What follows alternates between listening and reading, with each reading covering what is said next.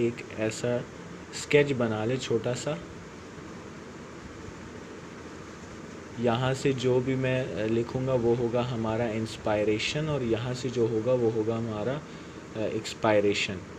तो जो हम नॉर्मली इंस्पायर और एक्सपायर करते हैं, यानी हमारी डेली लाइफ के अंदर देखते वक्त, कुछ बोलते वक्त, किसी से बात करते वक्त, डिस्कशंस के वक्त, सोते वक्त, जो नॉर्मल रेट होता है हमारा इंस्पायर और एक्सपायर का, वो ये रहा, यहाँ से यहाँ तक। इसको हम लोग कहते हैं टाइडल वॉल्यूम। यहाँ से हमने नॉर्मल इंस्पायर किया, फिर यहाँ हमने नॉर्मल एक्सपायर किया, तो ये होता है 0.5 लीटर। अब आपने नॉर्मल इंस्पायरेशन की, अब आप उससे आगे इंस्पायर करें, यानी ज़्यादा इंस्पायर करें, नॉर्मल से ज़्यादा, तो ये जो आपका इंस्पायरेशन होगा, मैक्सिमम तक इंस्पायर जितना आप कर सकते हैं, ये हो गया आपका इंस्पायरेटरी रिज़र्व वॉल्यूम। इसी तरीके से आप नॉर्मल जब एक्सपायर करते हैं, एयर को लंग से निकालते हैं, फिर जो मैक्सिमम आप उसके बाद जितना निकाल सकते हैं एयर को अपने लंग्स से, वो हो गया आपका एक्सपायरेटरी रिज़र्व वॉल्यूम, यानी नॉर्मल एक्सपायरेशन के बाद का जितना वॉल्यूम आप निकाल सकते हैं। अब ये जो पोर्शन है, इसका मतलब ये है कि आप मैक्सिमम एक्सपायर करें।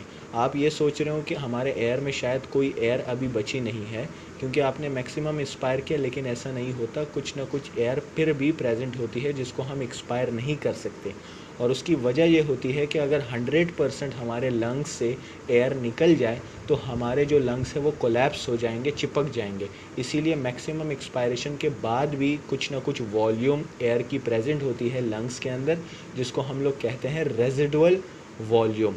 रेजिडुअल वॉल्यूम, तो ज़ाहिर है रेजिडुअल मतलब किसी जगह का जो मेन, किसी जगह का जो वो हो, पहचान हो जिसकी, रेजिडुअल वॉल्यूम है उसकी।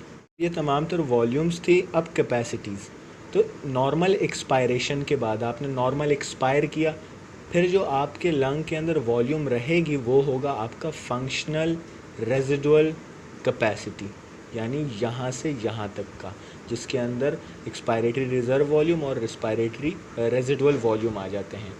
फिर आता है हमारा इंस्पायरेटरी कैपेसिटी, यानी जितना हम इंस्पायर कर सकते हैं नॉर्मल एक्सपायरेशन के बाद।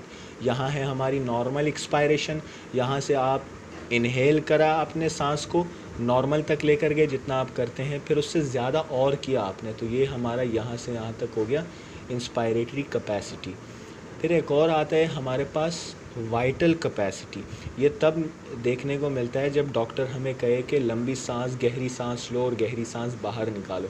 फॉर एग्ज़ाम्पल आप हैं एट यहाँ पर, मतलब आपने एयर को बाहर निकाला नॉर्मली, आपके लंग में नॉर्मली एयर आउट हो चुकी है, तो आपने अब इनहेल किया, यहाँ तक आप इनहेल लेकर गए, सांस, लंबी सांस ली आपने, नॉर्मल से आगे गए, फिर आपने मैक्सिमम एक्सपायरेशन की, वापस गए यहाँ तक आ गए, यानी यहाँ तक मैक्सिमम एक्सपायरेशन का। तो यहाँ से जो यहाँ तक का रेट है, मैक्सिमम इंस्पायर और फिर मैक्सिमम एक्सपायर, तो ये हमारा है वाइटल कैपेसिटी। इसको आप यूँ भी डिफ़ाइन कर सकते हो कि maximum expiration, the volume of air maximum expired after maximum inspiration, तो ये हमारा है वॉल्यूम वाइटल कैपेसिटी।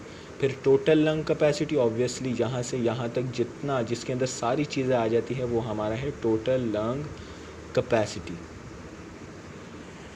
फिर कुछ फार्मूलाज जैसे कि बताया गया है कि इंस्पायरेटरी कैपेसिटी, यानी इंस्पायरेटरी कैपेसिटी किसके बराबर है, तो ऑब्वियसली इंस्पायरेटरी कैपेसिटी बराबर है टाइडल वॉल्यूम के और इंस्पायरेटरी रिज़र्व वॉल्यूम के, IRV प्लस TV।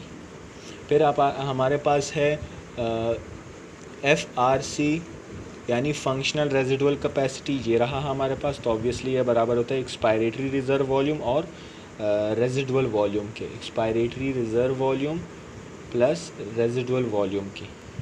फिर आता है हमारे पास वाइटल कैपेसिटी, जो मैंने बताया था, डॉक्टर हमें कहें कि गहरी सांस लो और गहरी सांस निकालो, तो ये हमारे पास बराबर होता है तीन चीज़ों के, inspiratory reserve volume, tidal volume और ERV के। यहाँ से स्टार्ट है और यहाँ तक गया हुआ है, तो ये रहा हमारे पास वाइटल कैपेसिटी इन तमाम तर के बराबर। फिर हमारे पास total lung capacity, total lung capacity obviously ये रहा, उसके अंदर हमारे पास दो चीज़ें आ जाती हैं, वाइटल कैपेसिटी, यानी ये रहा हमारे पास वाइटल कैपेसिटी, और फिर आर वी यानी कि रेजिडुअल वॉल्यूम।